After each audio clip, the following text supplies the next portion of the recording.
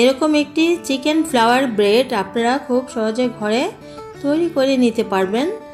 আর bakery থেকে বা দোকান থেকে কিনে আনা খেতে হবে না। দেখতে পাচ্ছেন কত সফট এবং কত লোভনীয় হয়েছে, খেতে যে কত টেস্ট, একবার ট্রাই না করলে বিশ্বাস করতে পারবেন না। তো আমার আজকের রেসিপিটা অবশ্যই আপনাদের কাছে খুব সহজভাবে আপনারা তৈরি করে নিতে পারবেন, ছোট বড় সবাই। তো এখানে একটি মিক্সিং বলে আমি 1.5 কাপ ময়দা দিয়েছি,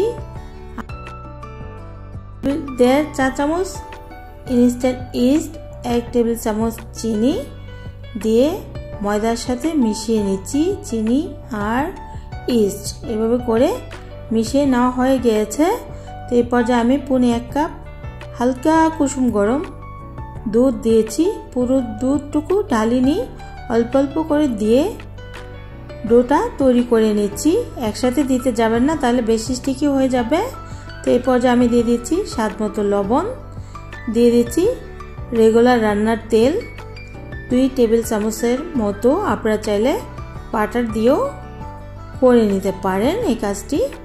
তো এই তো আমি ভালো করে ডোটাকে মথে নিচ্ছি, যে খুব স্মুথভাবে সুন্দর একটি সফট ডো তৈরি করে নিয়েছি। তো এখন আমি রেস্টে রেখে দেব। এখন কিন্তু প্রচণ্ড গরম, খুব বেশি সময় লাগে না, আধা ঘন্টার জন্য ডোটা রেস্টে রেখে দিয়েছি। আর চুলাতে প্যান বসিয়েছি, এখানে 1 টেবিল চামচের মতো রেগুলার রান্নার তেল দিয়েছি আর 1 কাপ কিউব করা মুরগির বুকের মাংস দিয়েছি, দিয়ে ভালো করে একটু ভেজে নিয়েছি। এর মধ্যে আমি একটা পেঁয়াজ, বড় সাইজের পেঁয়াজ কিউব করে কেটে এই তো চিকেনের সাথে ভেজে নিচ্ছি। তো এখন ঢাকনা দিয়ে ঢেকে 5 মিনিটের মতো মিডিয়াম হিটে সিদ্ধ করে নিয়েছি। পেঁয়াজ আর মুরগির মাংসটাকে ভালো করে এভাবে করে একটু সিদ্ধ করে ভেজে নিয়েছি। তো এর মধ্যে লবণ দিয়েছি স্বাদ মতো, আর আদা রসুন পেস্ট দিয়েছি 1 চা চামচ করে, দিয়ে মুরগির মাংসের সাথে ভালো করে ভেজে নিচ্ছি। তো এই পর্যায়ে আমি দিয়ে দিচ্ছি শুকনো মরিচের গুঁড়া 1/2 চা চামচ, জিরে গুঁড়া 1/2 চা চামচ, ধনে গুঁড়া 1/2 চা চামচ,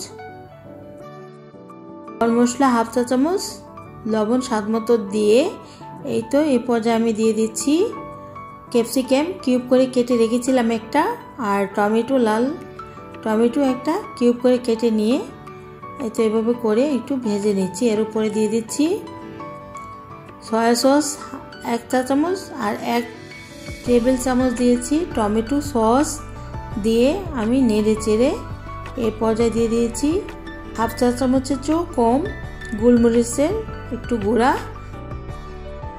যেন ফ্লেভারটা সুন্দর আসে সেজন্য দিয়ে নিয়েছি।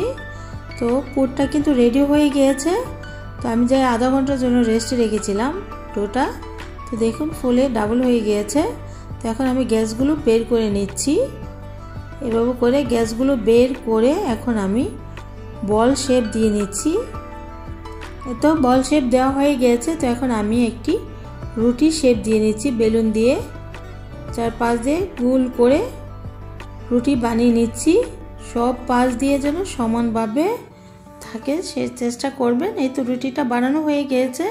তো এখন আমি পিজা কাটার দিয়ে কেটে নিচ্ছি, 4-5 দিয়ে কিভাবে কেটে নিচ্ছি সেটা আপনারা অবশ্যই দেখতে পাচ্ছেন, কত সহজভাবে কাটতে পারতেছি।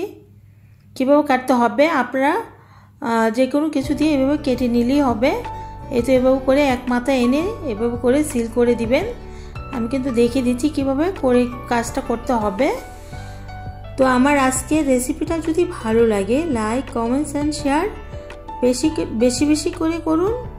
নিত্য নতুন রেসিপি পেতে প্লিজ আমার চ্যানেলটিকে সাবস্ক্রাইব করে আমার চ্যানেলের সাথেই থাকুন। এ তো রেডি হয়ে গিয়েছে। তো আমি একটি স্টিলের প্লেটে নিয়েছি, নিয়ে এখন আমি রেস্টে রেখে দিব। এই তো মাঝখান দিয়ে এখন আমি একটু কাঁটা চামচ দিয়ে সিজি করে নিচ্ছি, যেন মাঝখান দিয়ে ফুলে না যায়। এভাবে করে একটু চিকেনের পুরটা দিয়ে দিচ্ছি।